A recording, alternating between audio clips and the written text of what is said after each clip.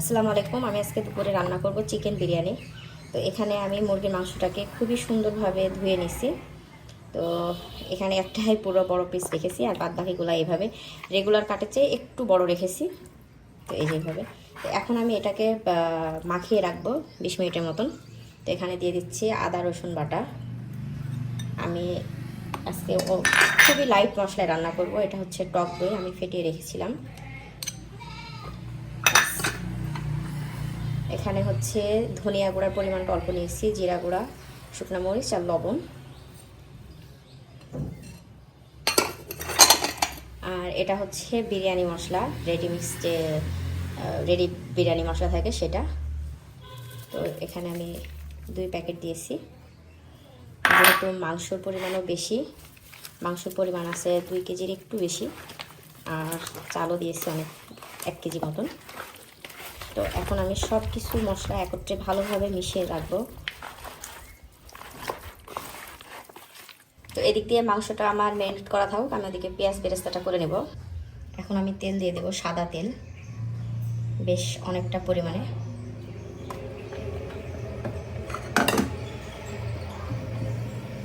তেলের সঙ্গে সামান্য কিছু হচ্ছে গরম মশলা দিব, যেহেতু ম্যারিনেশনের সময়তে গরম মশলা দেওয়া আছে।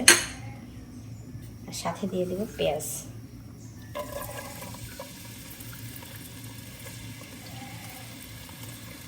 তো এই তো আমার পেঁয়াজ ভাজা প্রায় শেষ হয়ে এসছে, বাদামি রং ধারণ করতে লেগেছে। তো আরেকটু ভেজে আমি মাংসটা দিয়ে দেব। এই যে আমার পেঁয়াজ বেরেস্তা হয়ে গেছে, আমি এখন মাংসটা দিচ্ছি।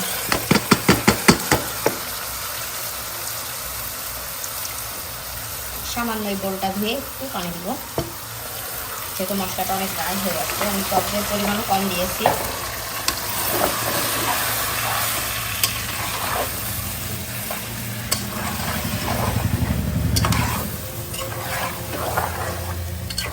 ব্যাস, আমি এখন ভালো করে কষিয়ে দেব।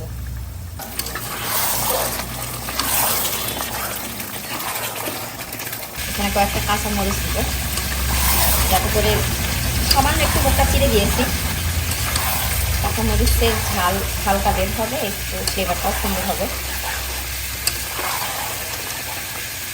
মাংসটা 80% সিদ্ধ করে নেব। তো এখন আমি একটু ঢাকা দিয়ে ঢেকে দেবো।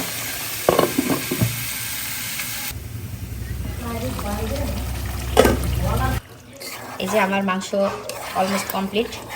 এখন আমি চালটা প্রসেস করে নেব।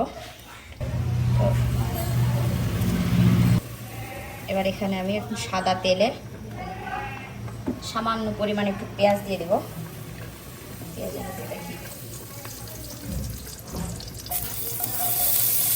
অল্প করে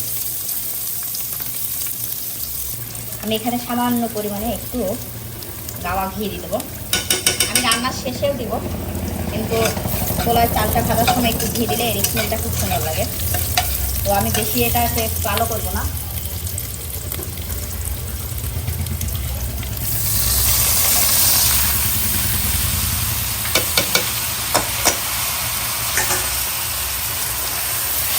এবার খুব সুন্দর করে চালটাকে ভেজে নেব।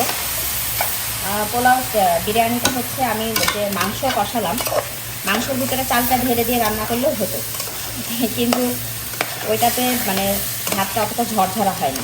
আর এখন যদি আমি চালটাকে একটু ভালো করে ভেজে নিয়ে আলাদা করে গরম পানি দিয়ে রান্না করি, তার ভিতরে হচ্ছে মাংসটা ঢেলে দিই, এতে করে আমার তো মনে হয় যেন বিরিয়ানিটা একটু ঝরঝরা হবে, একটু খেতেও টেস্ট লাগে।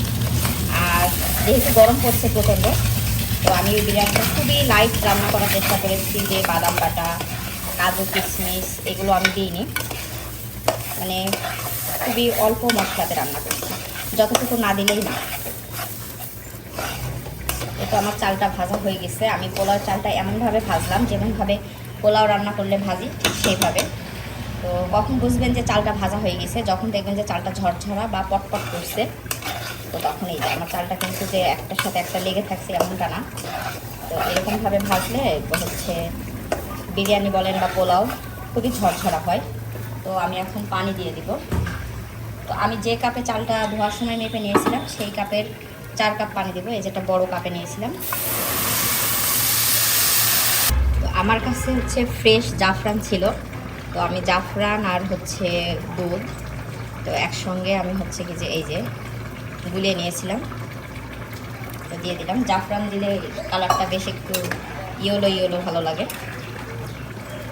তো আমার কাছে ছিল তাই দিয়েছি, আপনাদের কাছে না থাকলেও সমস্যা নেই। তো এখন আমি মাংসটা দিয়ে দেবো।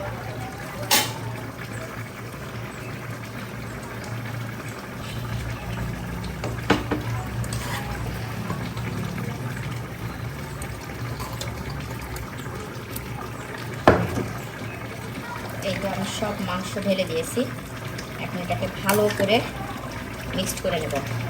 আমি দম বিরিয়ানি করছি না যে লেয়ার করে করে মাংস দিব, আমি এটা একদম সুন্দরভাবে মিক্সড করে নেব। এতে করে প্রত্যেকটা মানে ভাতের সঙ্গে হচ্ছে মশলার ফ্লেভারটা যায়। আর দম বিরিয়ানি করলে হয় কি ওই যে এক জায়গায় মশলাটা যায় এক জায়গায় যায় না। তো যাই হোক, আমার রান্না এখন প্রায় কমপ্লিট। এখন এটা ঢাকনা দিয়ে ঢেকে দেবো আর কয়েকটা কাঁচা মরিচ দিব।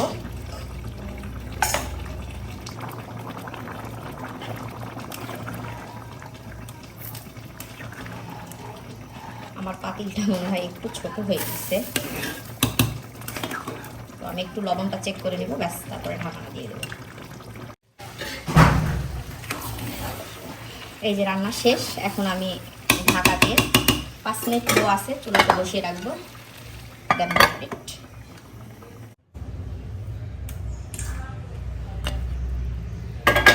এই যে বিরিয়ানি রান্না শেষ আমার। এখন আমি সামান্য পরিমাণে একটু গোলাপ জল আর একটু কেওড়া জল দিয়ে দেবো, জাস্ট হচ্ছে একটু রেস্টুরেন্ট ফিলিংস নিয়ে আসার জন্য। আর এই ফ্লেভারটাও আমার অন্য পছন্দ করে। আর শেষ পর্যায়ে একটু সামান্য ঘি দিয়ে দেব, এই ঘিয়ের ফ্লেভারটাও খুব ভালো লাগবে।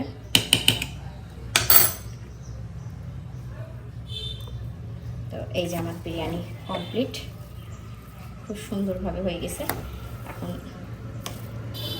অর্ণলিশাকে সার্ভ করে দেব। তো এই তো আমার আজকে শর্টকাট ওয়েতে বিরিয়ানি রান্না করা। তো যদি আপনাদের রেসিপিটা ভালো লাগে তাহলে অবশ্যই আমার পেজটি ফলো দিবেন এবং কমেন্টস করে জানাবেন কেমন হলো। তো সে পর্যন্ত সবাই ভালো থাকবেন। আর আমার বাবুকে খাওয়ার সময় তো আপনাদের দেখাবোই। এই যে বিরিয়ানি রান্না করে এখন আমার অর্ণর জন্য সার্ভ করে দিয়েছি।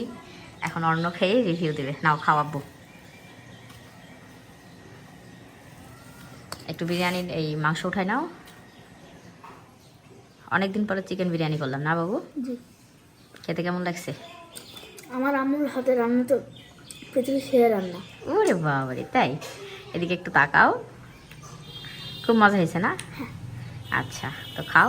লেবুটা নাই, নানির গাছে থেকে উঠে নিয়ে আসবে, তখন খাও লেবু দিয়ে আবার। হ্যাঁ, আচ্ছা। এই তো আমার বিরিয়ানি রান্না কমপ্লিট। আমার অন্য খেয়েও খুব মজা পেয়েছে। তো সবাই ভালো থাকবেন। আসসালামু আলাইকুম।